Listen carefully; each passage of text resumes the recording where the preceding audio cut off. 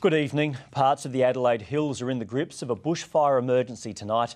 One home has been lost, 2 others have been damaged and a firefighter injured as the blaze continues to rage out of control. Ben Avery joins us live from Marble Hill. And Ben, what's the latest? Well, Will, the fire danger is still very real at the moment. Those strong gully winds that the CFS has been talking about all day now appear to be hitting, and that is indeed bad news. As you can see off to my left, the fire ground is expanding. There's a strong glow coming from those hills. And as I said, a very tough day for firefighters today, and not just for them, but for the people who've been forced to evacuate their homes. Here's a look at how the last 24 hours have unfolded. As night fell, the enormity of the task became apparent. The Adelaide Hills glowing red, firefighters fearing the worst. A mid-morning wind change ensured their fears were realised, flames tearing up valleys and across containment lines in all directions. All of them in terrible terrain, as in the firefighters today are reporting that they can't walk up the hills, they're actually crawling on hands and knees, they're that steep. Cherryville, Marble Hill and Basket Range under siege. Beneath this thick smoke haze, the Billing family's home on Blockers Road destroyed, along with a shed. Those owners were present at the time. They actually drove in this morning to do asset protection, and the first thing we heard was they drove past a police checkpoint and said they've lost their house. 9 News spoke with Leif Billing just an hour earlier as he fled. We're getting up and trying to evacuate as much of our stuff as we can from the house. Yeah, a bit concerned about the situation? Yeah, very worried. Some seeking refuge at a makeshift command centre at Ragless. Good family friends have lost their house, and they're not proximity-wise too far away at all, so we're really worried about it all. By mid-afternoon, 400 hectares was burnt. Water bombers, not used yesterday, finally called in to help.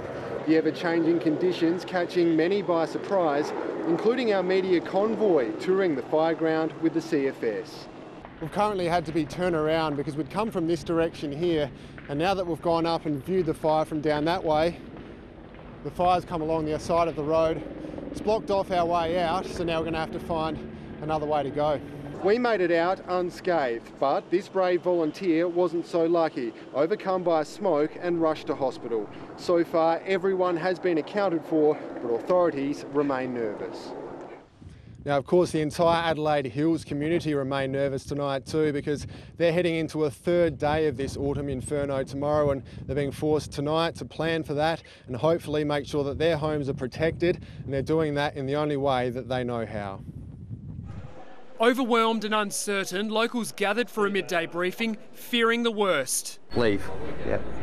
Ultimately, that'll be the plan. I've got friends over that area and things like that, and we can't sort of get down to them, but hopefully they're okay. The Premier rushed in and tried to calm the mood. We have all of the senior officials on the ground here. They've responded immediately, they've assessed the situation. But just a few kilometres away, the situation was quickly escalating. Strong winds kicked in, spreading the out-of-control inferno further south across roadblocks. As fire crews scurried to manage the menacing and unpredictable front,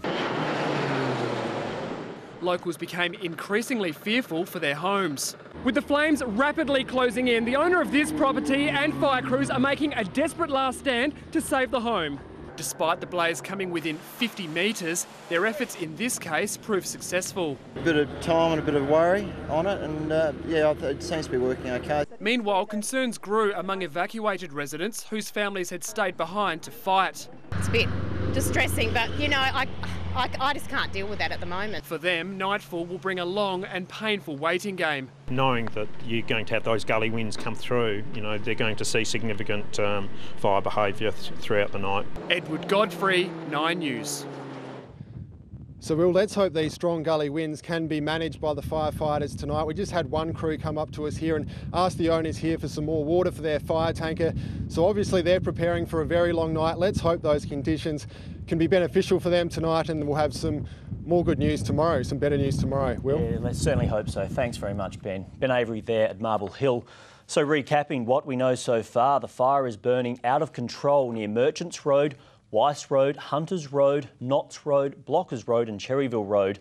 It's heading to the southwest towards Basket Range. One house has been destroyed along with a shed, 2 homes have also been damaged and dozens more are still under threat. The fire has so far burnt more than 400 hectares and around 250 ground crew are expected to fight the fire throughout the night. Now, Brenton Ragless joins us from the Command Centre in Ragless, where another community meeting is about to get underway. Brenton, what can you tell us?